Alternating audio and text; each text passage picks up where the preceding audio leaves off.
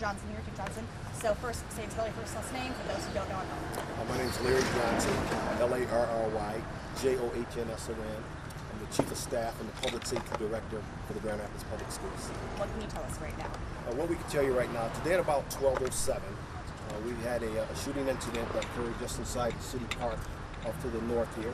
A couple of students were outside of the school building, wandering around outside of the school building, and ended up in the park.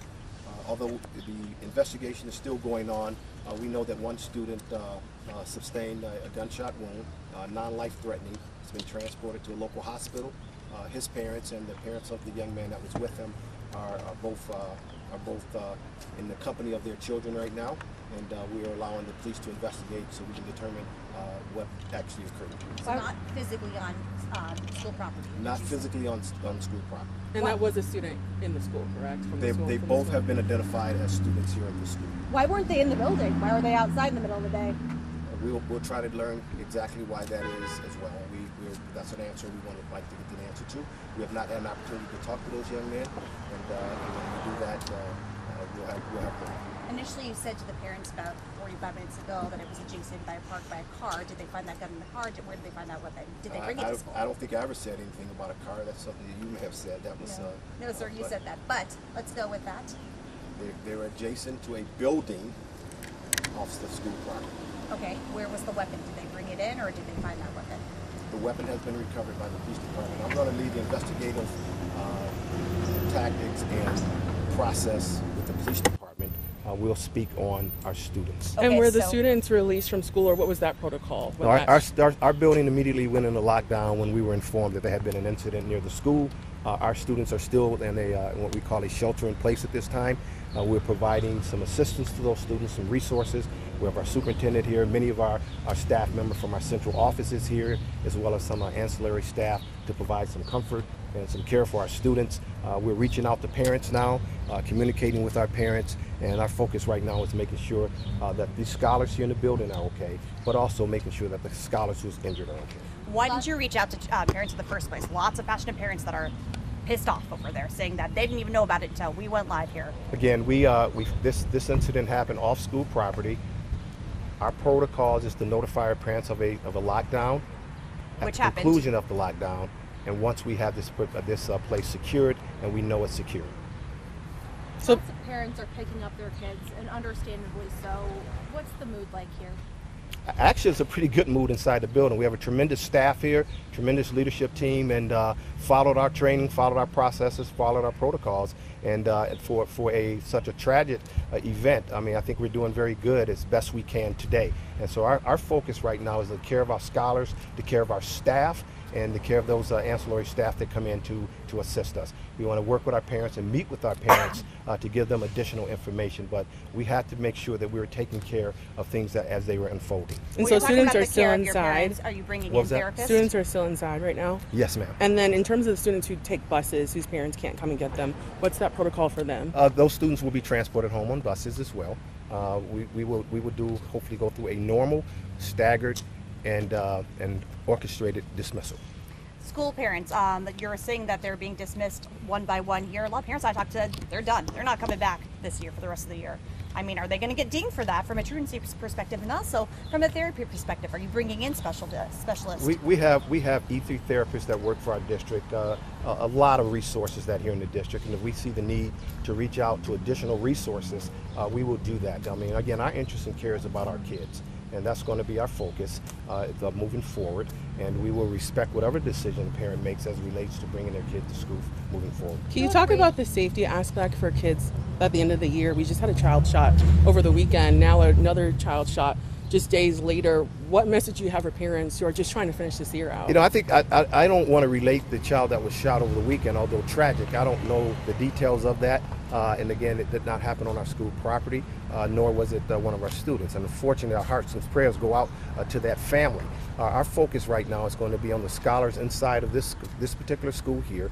We want to make sure that as we go through the last few days of school, that we take care of their social and emotional needs, working with their families and whomever else we need to work with to take care of this matter. Do we know what grade the kids were who were at this time, I do not. Okay. Were they both sixth graders? I cannot confirm that. Okay, what about the weapon? Is there indication that they brought that or that they found it? Again, this is in an investigative stage, and we're going to let the police conduct their investigation.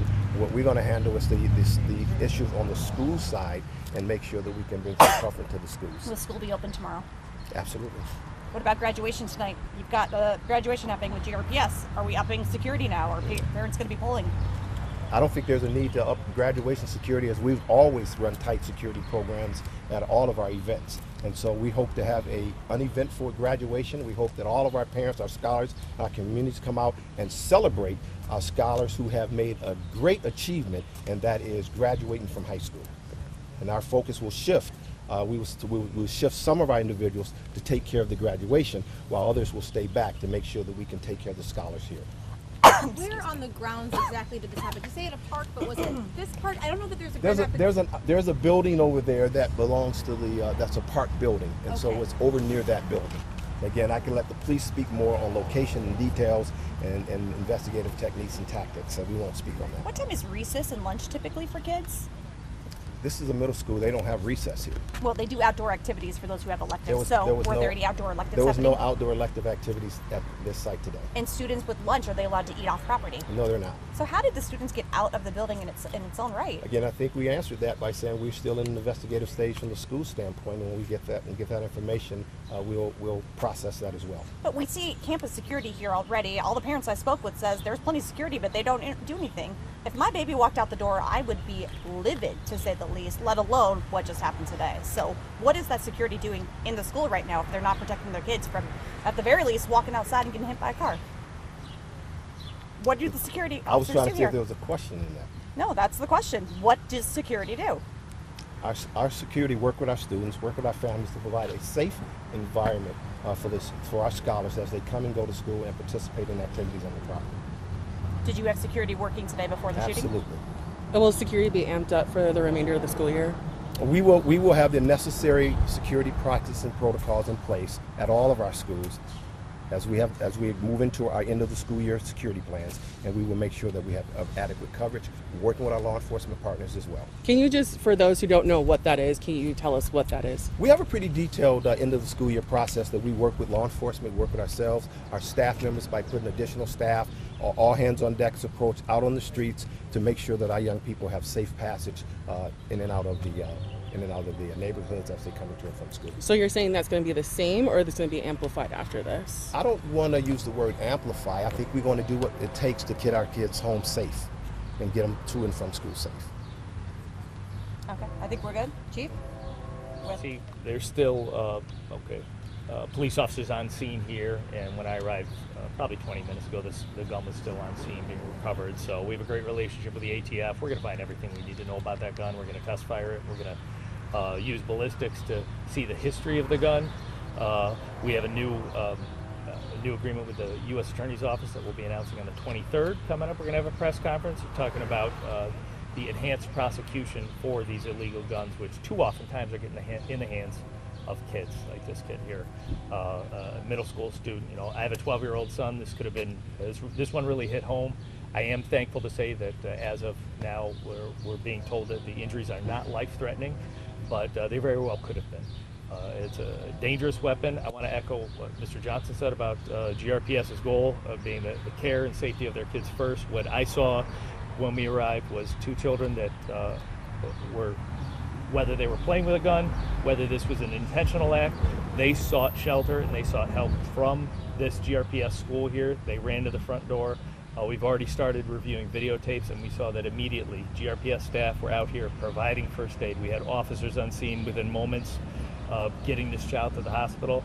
I am happy to say, too, that all involved individuals have been identified.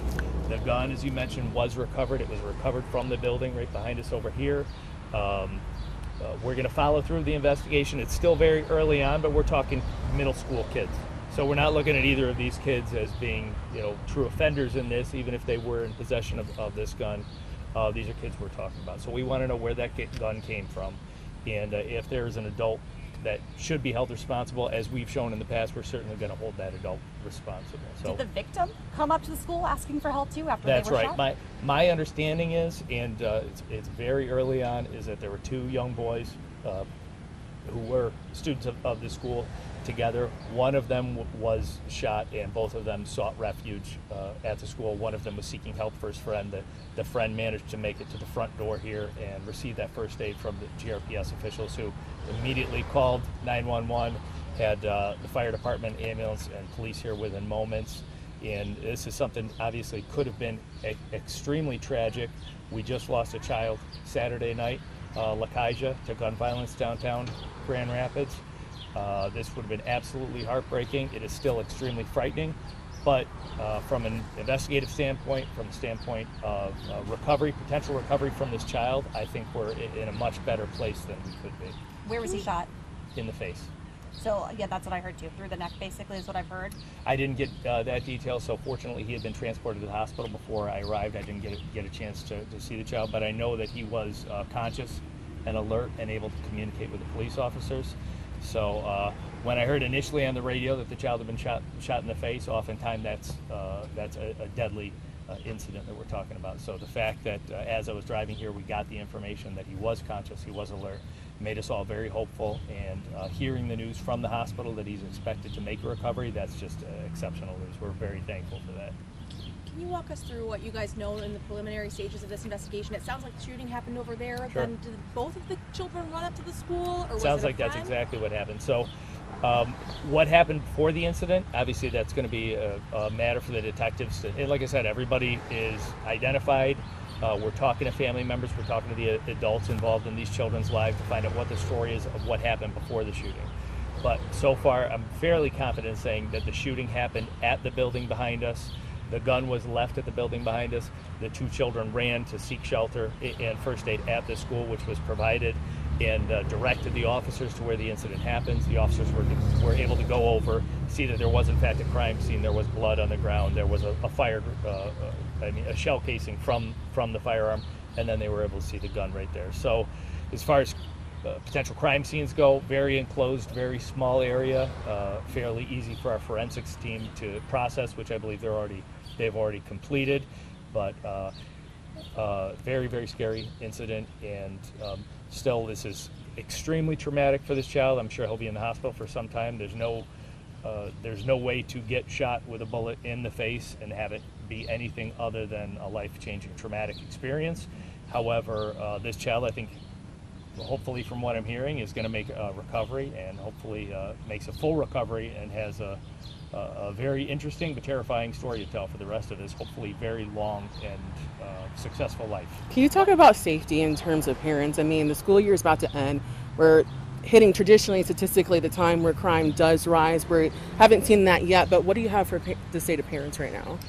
Well, this is a very unique situation. You don't often talk about middle schoolers with guns, as you guys know, we've encountered in the past. But if you are a gun owner, hopefully you are a lawful gun owner. We should only have lawful gun owners that are entitled, and those lawful gun owners should take care to know that not only is it the morally correct thing to do to ensure that your guns are properly secured in your house, but it's also the law now in the state of Michigan.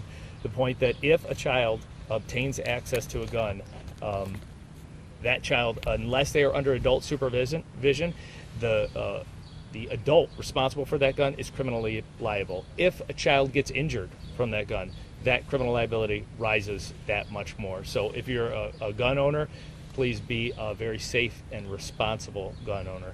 Other than that, as you mentioned, it's warming up. School's about to get out. We traditionally in the police world see more activity, including more criminal activity. Grand Rapids is statistically a very safe city, but that is little comfort for the young woman that was killed, her family, Lakaija's family. Little comfort for them that I can point to statistics and say homicides are down and gun violence is down when we're still losing children on the streets out here. So we just need better adults, more adults involved in kids, in the lives of our children. Every successful adult that I know, including I'm sure all of you standing before me, can point to one, if not many, adults that took interest in them when they were children and were mentors to them or were coaches to them or got them involved in music or something that gave them a stake in doing the right thing throughout their lives to get you to the point where we are. And that's what we need, and I've seen it. I got calls from nonprofits on the way here of individuals, some of who I saw walking around saying, hey, we don't know if this is criminal or not, but we're here to support the kids. What can we do? And more as I've been in Grand Rapids, I've seen adults step up and want to be involved in our young people's lives, and I want to say that's working, and we need to see more of it. Okay, Chief, question for you. You started this whole press conference with the enhanced kind of punishments on the 23rd that you and Becker are going to be announcing. Absolutely. And you're talking about these illegal guns. So is there an indication that this is an illegal gun? Well, we're too soon, but I know it's very unlikely that a middle schooler had legal, some sort of legal transmission of this gun. So I bet that this gun probably has some sort of criminal history attached to it. And what we've seen is guns involved in serious crimes, such as homicide, such as shootings, and sometimes even accidental discharges like this. Once we get the ballistics back on them, we match them to shooting after shooting after shooting. So many times that we have had guns involved in homicides that we've linked to over a dozen other illegal incidents. So sometimes it just taking one gun off the street makes all the difference in the world. We're talking about accidental homicide, sorry, Julie, or accidental shootings here. Did any indication that the individual who was hit, did they fire that weapon accidentally, or was it the others? That is something that we're talking to both kids about. Obviously, the medical attention is the most important thing for the child that was struck in the face. And so we're going to obviously take a back seat to the emergency room staff that wants to make sure that he gets treatment as soon as possible. The other individual, I believe, is with his family talking to the police officers now. So I'm sure between the two of them, assuming too that the young victim is going to make a full recovery, I think that we'll be able to piece together the whole story. But whether it was an accidental shot to the face, whether it was his friend playing with the gun or trying to make it function, either way, it looks to me on its face, and this is still preliminary, that it would not be a criminal shooting, because very rarely do we see the shooter and the victim run together to the school to seek help like that. What type of gun was it? And did educators here today issue first aid to this kid when he came to the door? Was That's that right. teachers who stepped up? And we have investigators that are working on it as we speak, but I just stepped into the office and just saw right away, as quickly as I could, as much information as I could piece together. And what I saw was two young men running to the door of the school and just seeing the GRPS security run outside, provide first aid. Others who I don't know, I haven't spent that much time at the school, run outside, provide first aid, and then the police department and EMS employees get here. It all went as good as a terrible and potentially tragic and deadly situation could go. Once that child reached the front door of this school, it went as good as possible, and I don't think it could have been planned any better as for a response. Do you know if that shot was heard by chance from administration, or was it caught on the camera? That I do not know. What type of gun? Looked to me to be a semi-automatic, likely 9mm handgun. So how does that make you feel? We have an issue with semi-automatic guns and automatic guns ravaging our country right now. Mm-hmm. The chance that a child has that, what's your reaction it's to terrifying. Like I said, I have a 12-year-old who goes to public school, and that's a frightening thing that this could have been my child as well. So it's terrifying. It's scary. We as a police department are obviously doing everything we can. We still, in this year, 2024, we're averaging over one gun every single day that we, illegally possessed gun, that we take off the streets. And it's a focus, too, of the federal government, our ATF partners. As I said, we're meeting on the 23rd to have a press conference with the U.S. Attorney, who sees this as a real problem, illegal guns in our communities. It's hard to look at a middle school student with a gun and say, this is your fault, and not look at the gun and say, where did this gun come from, and how did this situation arise? So it's complex, but the police department's doing what we can, and it's good to see everybody else in the community stepping up and doing what they can as well.